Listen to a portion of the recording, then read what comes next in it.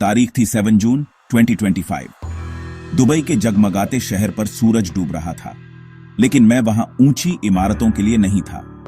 नहीं, मैं शहर को पीछे छोड़ रहा था। एक खास इनविटेशन मुझे यहां लाया था। मेरे दोस्त अहमद और खालिद ने मुझे एक फूड एडवेंचर का वादा किया था। उन्होंने इसे once in a lifetime experience कहा। हम अरेबियन डेजर्ट में अंदर जा रहे थे। प्लान सिर्फ खाना नहीं था, प्लान था कुछ सच में शानदार पकाना, कुछ ऐसा जो इस जमीन के इतिहास के बारे में बताए। हम एक पूरा ऊंट पकाने वाले थे। ये सिर्फ एक मील नहीं था, ये एक सेरेमनी थी, एक कहानी जो आग, रेत और मसालों से बताई जाने वाली थी। एक्साइटमेंट एक असल चीज थी। हवा में गूंज रही थी, जैसे हमारी 4x4 गाड़ी की आवाज जो टीलों पर सरक रही थी। डेजर्ट एक जादुई जगह है। सुनहरी रेत जहां तक नजर जाए फैली हुई है। डूबते सूरज के नीचे यह शहद के समंदर जैसी दिखती है। शहर का शोर पूरी तरह गायब हो जाता है। आपको सिर्फ हवा की फुसफुसाहट सुनाई देती है जो पुराने समय के राज बताती है। यह फूड बदोशों, कारवां और सितारों के नीचे फीस्टों की कहानियां बताती है।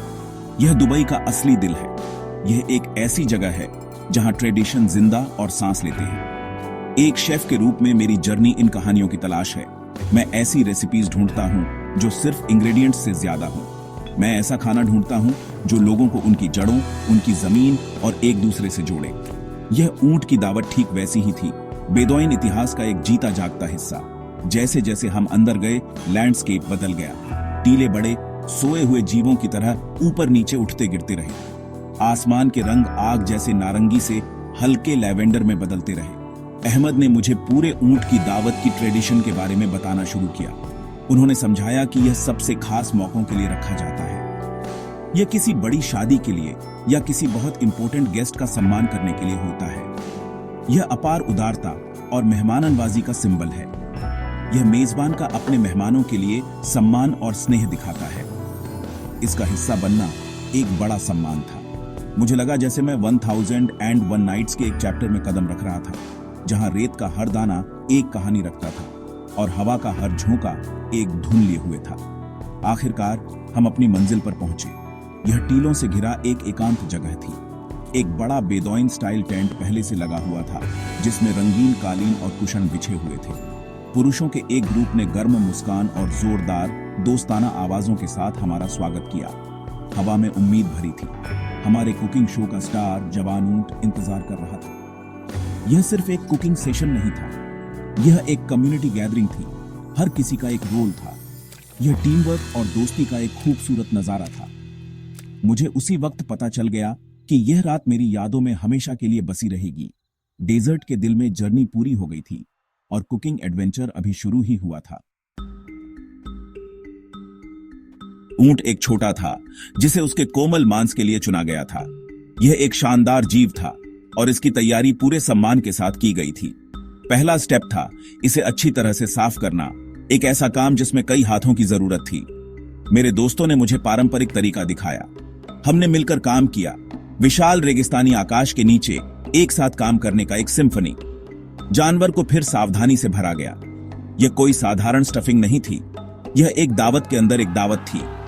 ऊंट के अंदर हमने कई पूरे मुर्गियां रखी और हर चिकन के अंदर हमने उबले अंडे और मसालेदार चावल और नट्स का मिश्रण रखा।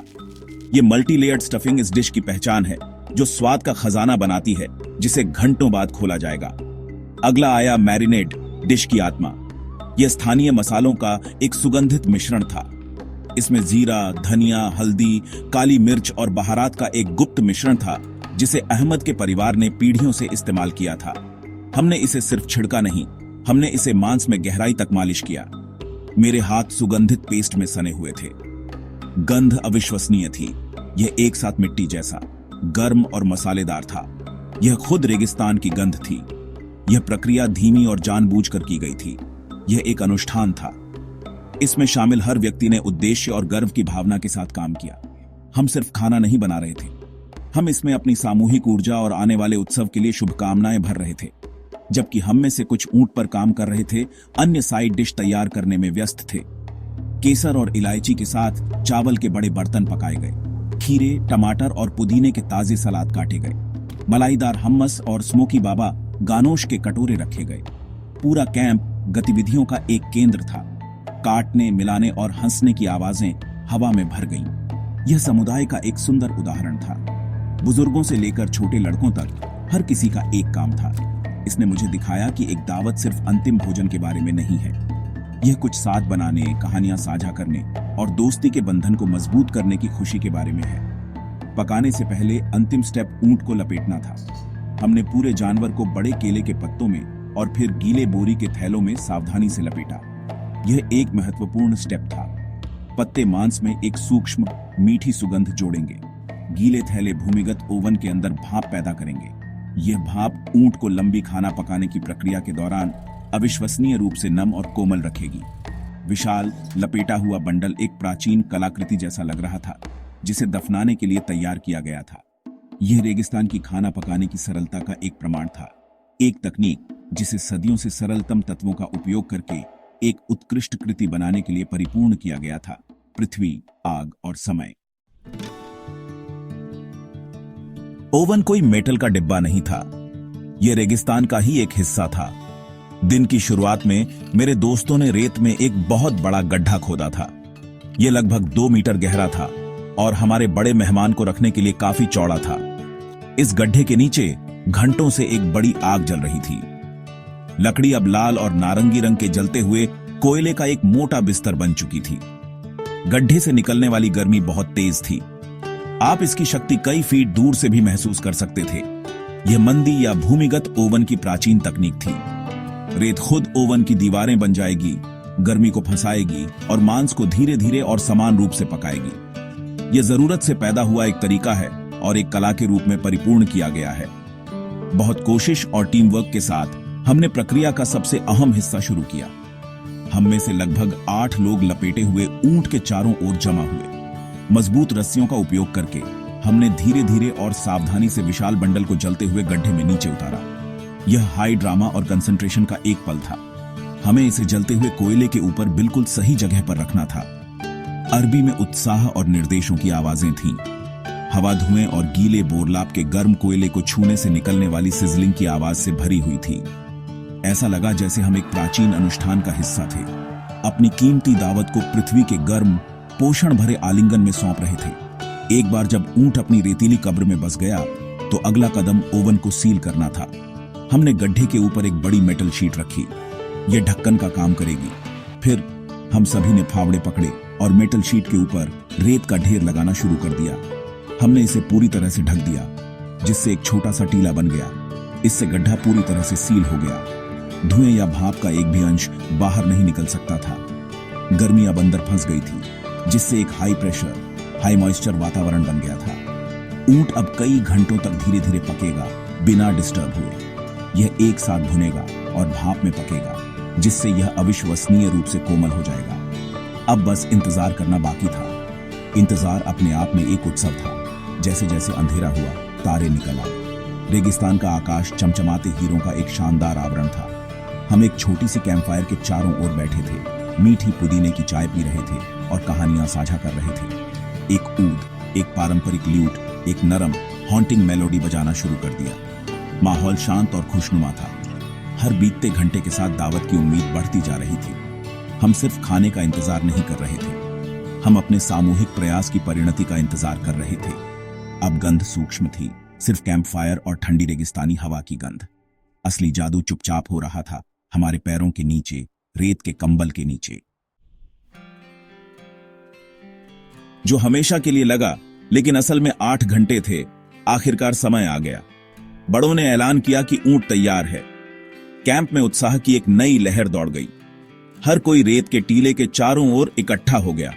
फावड़े फिर से निकले और टीम ने मेटल के ढक्कन को हटाने के लिए तेजी से काम किया।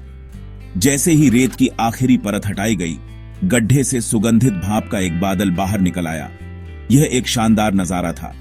भाप में सबसे अविश्वसनीय सुगंध थी जो मैंने कभी सूंघी थी। यह भुने हुए मांस, विदेशी मसालों, लकड़ी के धुएं और केले के पत्तों से हल्की मिठास का एक जटिल सिम्फनी था। यह जीत की सुगंध थी, राजाओं के लिए एक दावत का इत्र। विशाल ऊंट को गड्ढे से बाहर निकालना टीम वर्क का एक और शानदार प्रदर्शन था। रस्सियों और जयकारों के साथ बंडल को एक विशाल थाली पर रखा गया, जो एक कालीन पर बिछी हुई थी। अनावरण शुद्ध थिएटर का एक क्षण था। जैसे ही हमने बोरियों को काटा और केले के पत्तों को हटाया, पूरी तरह से पका हुआ ऊंट सामने आया। त्वचा एक सुंदर गहरा भूरा रंग की थी, कुरकुरी और चमकदार। मांस इतना नरम था कि यह सचमुच हड्डी से गिर रहा था। आपको चाकू की जरूरत नहीं थी, आप सिर्फ अपनी उंगलियों से रसीले मांस के टुकड़े खींच सकते थे। भीड़ ने सराहना में आहें भरी। यह एक पाक कला का उत्कृष्ट नमूना था, जिसे रेगिस्तान की धैर्यपूर्ण गर्मी से पूर्णता तक पकाया गया था। दावत शुरू हो गई। हर कोई विशाल थाली के चारों ओर इकट्ठा हो गया। रेत पर कालीन पर बैठा था। हमने अपने हाथों से खाया, पारंपरिक तरीके से। यह अधिक जुड़ा हुआ, अधिक सांप्रदायिक महसूस हुआ। मांस अविश्वसनीय रूप से रसीला और फ्लेवरिश था। मसाले अंदर तक घुस गए थे, जिससे एक ऐसा स्वाद बन गया था जो बोल्ड और नाजुक दोनों था। अंदर चावल और चिकन की स्टफिंग एक फ्लेवरिस्ट आश्चर्य थी। हर निवाला एक अलग बनावट और स्वाद प्रदान करता था। रात की हवा में आनंदमय खाने और सराहनीय बड़बड़ाहट की आवाजें भर गईं। अजनबी दोस्त बन गए और दोस्त परिवार बन गए।